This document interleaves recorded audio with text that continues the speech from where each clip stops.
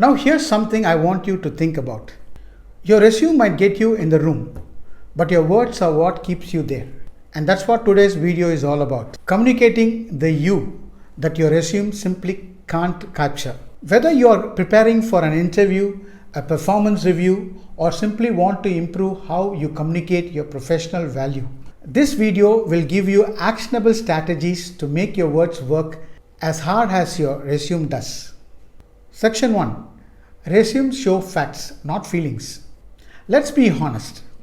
A resume is limited. It's a piece of paper or a PDF that lists your achievements, your job titles, and your education. But it doesn't tell the hiring manager why you took that job, what challenges you faced, how you grew in the organization, or even why you care about what you do. And those are the things that really matter. That's the human side of your story, and no bullet point can fully capture it. That's why your words, especially in interviews, need to fill in the blanks. Here's what your resume cannot do. First, your resume cannot convey your passion. It can state that you increase sales by 30%, but it can't show the excitement in your voice when you talk about how you did it. Second, your resume cannot demonstrate your communication style. Are you concise and direct, thoughtful and analytical? Your resume format might hint at this, but your actual communication reveals so much more. Third, your resume can't showcase your ability to think on your feet. Problem solving in real time is a skill that can only be demonstrated through conversation. Fourth, your resume can't establish rapport. Connection is built through interaction, not documentation. And finally, your resume can't tell your story in a compelling way. It's just bullet points. You are the storyteller who brings those experiences to life. Section 2. Telling the story behind the line. So how do you communicate what your resume can't? It starts with developing your professional narrative. Your professional narrative isn't just reciting your work history. It's a compelling story that connects your experiences and reveals who you are as a professional. Let me give you an example. Let's say your resume says, managed a team of 10 for a product launch. Impressive, right? But it's also incomplete. What the interviewer doesn't know is you were promoted into that role ahead of your peers. You had to lead people older than you. You faced tight deadlines and still managed to build team's trust.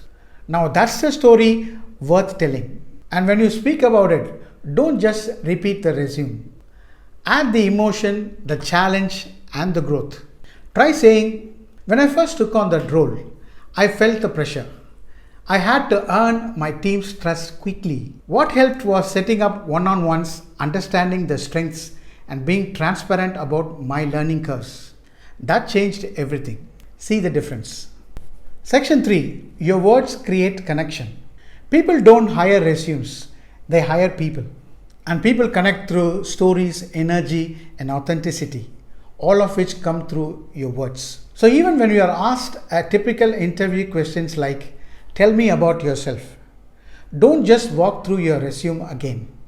Instead, say something like, growing up, I was always curious about how things work. That curiosity led me into engineering, and over time, I realized I enjoyed solving people problems just as much as technical ones. That's why I moved into leadership roles. Suddenly, they are not just seeing your skills, they are seeing you. Section 4. Even small conversations matter. And let's not forget, it's not just interviews. The way you introduce yourself in a meeting, the way you message someone on LinkedIn, the way you talk at a networking event, all of it shapes how people remember you. So if your resume says strategic thinker, your words should sound like one. If it says team player, your tone should be warm, collaborative, and easy to talk to. In short, your voice is an extension of your brand. Section 5. Practice speaking your value. Now you might be wondering, okay Bethwell, how do I get good at speaking like this? Great question.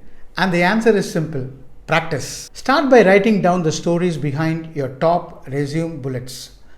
Ask yourself, what did I learn? What was tough? What am I proud of? Then say them out loud. Record yourself, practice with a friend, or hey, even talk to a mirror. I have done it too. Because the more you own your story, the more confidently you can tell it. Your resume opens the door, but your words, your voice, that's what builds a relationship. That's what gets you remembered, and that's what gets you hired. So speak like the person your resume is trying to describe. Practical exercises. Let's wrap up with some practical exercises you can use to improve your verbal communication skills. Exercise 1.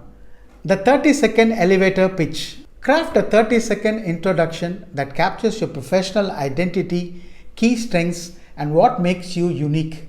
Practice until you can deliver it naturally in any context. Exercise 2.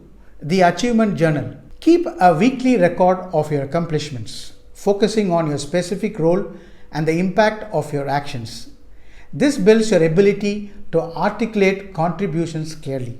Exercise 3. The feedback loop. Record yourself answering common interview questions or presenting information. Review the recording, noting areas for improvement in content, vocal delivery, and body language. Exercise 4. The clarity challenge. Practice explaining complex concepts or processes in simple terms. Can you explain what you do to someone outside your field in a way they'll understand?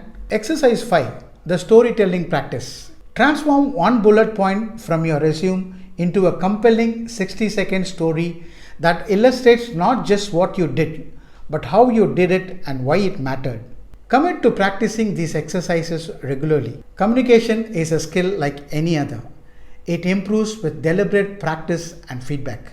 If this video gave you a new perspective, give it a thumbs up, hit that subscribe button, and share it with someone who needs to hear this today. And in the comments, tell me what's one thing your resume doesn't say, but you wish people knew about you. I'd love to read your answers. Until next time, keep growing, keep speaking, and keep showing up as your best self.